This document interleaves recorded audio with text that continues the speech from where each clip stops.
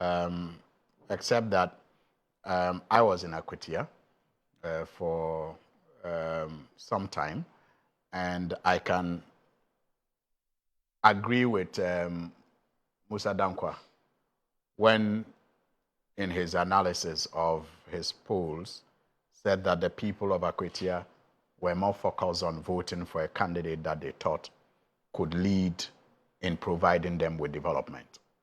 It was quite widespread, and you could hear people by the roadside, express those sentiments openly.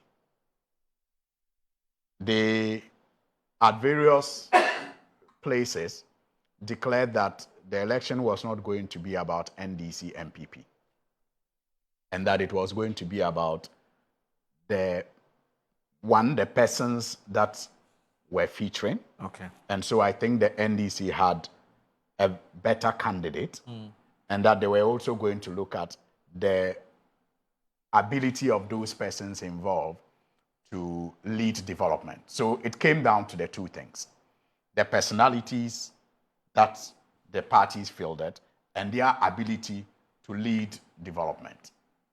That's what I noticed, played a key influencing factor when it came to what voters used to decide on polling day. And so Paul's, analysis, like I said, is rational. Okay. And I don't think that even with a different scenario, the expectations of the people would have still changed that much. So if you had a leader of the NPP, or if the entire leadership of the NPP was in place, and people were free to go to Akwatia with any team they wanted, I very much doubt if it would have changed the two factors that were at play.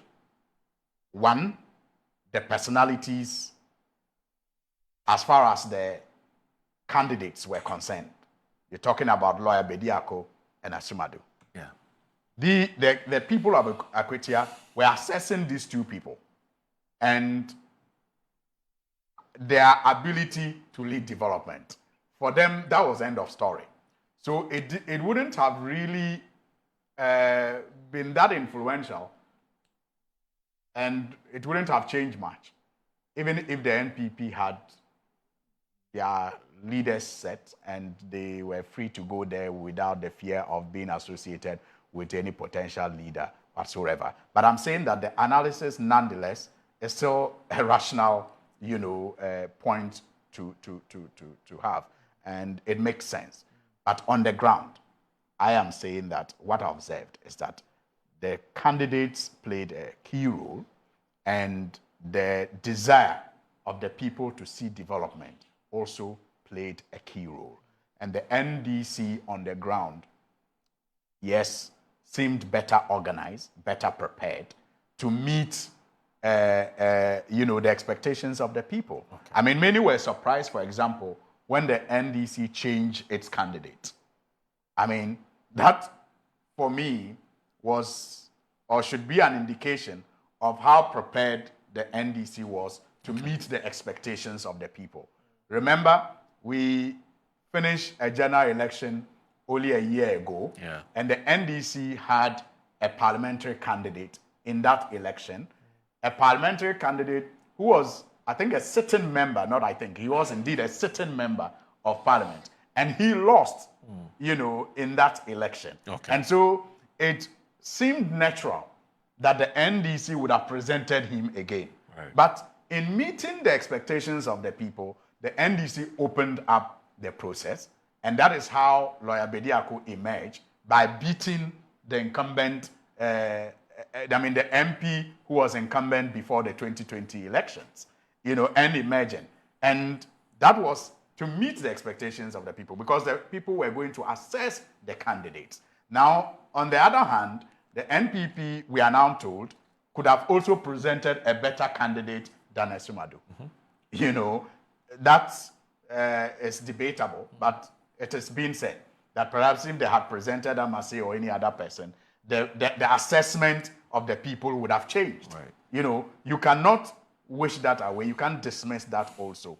That it is a genuine expression of concern that could have also changed the equation, because really the people were assessing the candidates, and their decision was influenced by the candidates each party presented. All right. So beyond that, the NDC is in government. Okay. And so the people thought that it was natural that if they were looking for development and they had a candidate, and the NDC had a candidate in the person of Lawyer Bediako, who demonstrated in the process of campaigning that he had the necessary network to lead the developments that they were seeking. It was only natural that you had NPP supporters, you know, voting for the NDC candidate. Right. You know, I know, for example, because of the work that we did in the constituency, that the candidates' hometowns, he had two hometowns, Takrasi and I've forgotten the name of the other town. The mother came from one, and the father came from another town. Now, these towns were originally NPP strongholds, you know, but our candidate, the NDC candidate, because of his blood relations to those communities, played a role in the voting pattern of the people in that area. And the fact that he had demonstrated to them his ability to champion the development that they were seeking influenced the people to go his way. So, I mean, by and large, I will say that it is not entirely correct that the MPP lost because of the fact that they were not organized and they did not have leaders. Even though that, you know, analysis makes some sense, I do not think it is entirely the reason why they lost that. He actually said it's partly. Yeah, okay, so that's fine. That's fine. So that means we are saying the same thing. Yes.